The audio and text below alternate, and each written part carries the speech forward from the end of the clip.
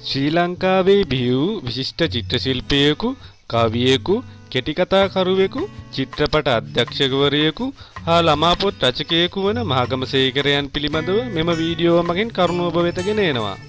මහගමසේකරයන් 1929 අප්‍රේල් 7 වැනිදා කොළඹ දිස්ත්‍රික්කයේ සියනෑකෝරළේ රදාවානේදී උපත ලද්දේය. රදාවානේ රජයේ පාසලේ කිරිදිවැල රජයේ මිශ්‍ර පාසලෙත් අධ්‍යාපන කටයුතු හැදෑරූ ඔහු 1945 දී රජයේ ලලිත කලා ආයතනයට බැඳුණි. අනතුරුව නිට්ටඹුවේ ගුරු අභ්‍යාස විද්‍යාලයෙන් ගුරු පුහුණුව ලැබ රාජගිරියේ හේවා විතාරණ විද්‍යාලයේ චිත්‍ර ගුරුවරයෙකු ලෙස කටයුතු කළේය. පසුව රාජ්‍ය භාෂා දෙපාර්තමේන්තුවේ භාෂා පරිවර්තකයෙකු වශයෙන්ද ශ්‍රී ලංකා ගුවන්විදුලි සංස්ථාවේ වැඩසටහන් සම්පාදකවරයෙක් වශයෙන්ද රජයේ ලලිත කලා ආයතනයෙහි විදුහල්පති වශයෙන්ද අධ්‍යාපන අමාත්‍යාංශයේ සෞඛ්‍ය රේඛකයේ ප්‍රධානියා වශයෙන්ද සේවය කළේය. ශ්‍රී ලංකා ගුවන්විදුලි සංස්ථාවේදී විශාරද අමරදේවයන් හා මහගමසේකරයන් විසින් සම්පාදනය කරන ලද මధుවන්ති නම් වැඩසටහන එවක අසන්නන්ගේ ඉතා ජනප්‍රිය වැඩසටහනක් වූවාය. වෘත්තීය කටයුතු වල නියැලෙන අතර ලන්ඩන් විශ්වවිද්‍යාලයේ BA උපාධියක් ලබා ගත්තේය.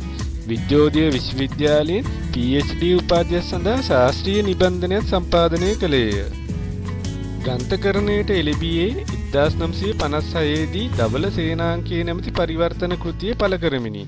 එතෙන් පටන් පළ කළ කෘතිමාලාව අතර කේ ජයතිලක මහතා සමග වියංගනා, සක්වාලිහිණි, බෝඩිම, නොමියේමි, ප්‍රබුද්ධ යන කවි පොත්ද, තුම්මන් හන්දිය, මනෝමන්දිර යන නවකතා පොත්ද මහගමසේකරයන්ගේ ගීත නැමැති ගීත සංග්‍රහයද වෙයි.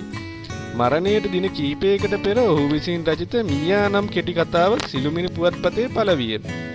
තවද පුංචි අයට කයි කතන්දර, සරු පොළවක් අපට ඇතේ යන ළමා පොත්ද ඔහු විසින් රචනා කර ඇත. 1970 දී සිය නවකතා පාදක කරගෙන තුම්මන් හන්දිය චිත්‍රපටයේ අධ්‍යක්ෂණය කළේය. ඔහු චිත්‍රපටයේ අධ්‍යක්ෂණය සඳහාද ගීත රචනය සඳහාද සම්මාන හිමි කර ගත්තේය. ඔහු ගීතයක් රචනා කළේ නම් එම වසරේ හොඳම ගීත රචකයාට හිමි සම්මානය ඔහු ලබා ගත්තේය.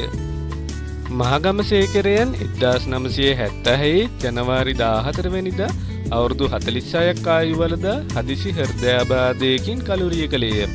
ඔහුගේ අවසන් කටයුතු සිදුවන දිනයේදී විශාරද අමරදේවයන් විසින් ගායනා කරන ලද මාමල පසු සොහොන් කෘතේ නම් ගීතයට කාගෙත් නෙතට කඳුලක් ගෙනාවේය. ඉතින් මහගමසේකරයන් පිළිබඳව තවත් තොරතුරු ඔබ දන්නේ නම් ඒ කොමෙන්ට් කිරීමට කාරුණික වන්න. ඒ වගේම මෙම channel එක subscribe කර තවත් මෙවැනිම ශ්‍රී ලංකාවේ විශිෂ්ට පුද්ගලයන් මෙන්ම ශ්‍රී ලංකාවේ සංස්කෘතික, ඉතිහාසික හා පාරිසරික දැනුම ලබා ගැනීම සඳහා අප හා එක්වන්න. මෙම වීඩියෝ නරඹූ ඔබ සැමට ස්තුතියි.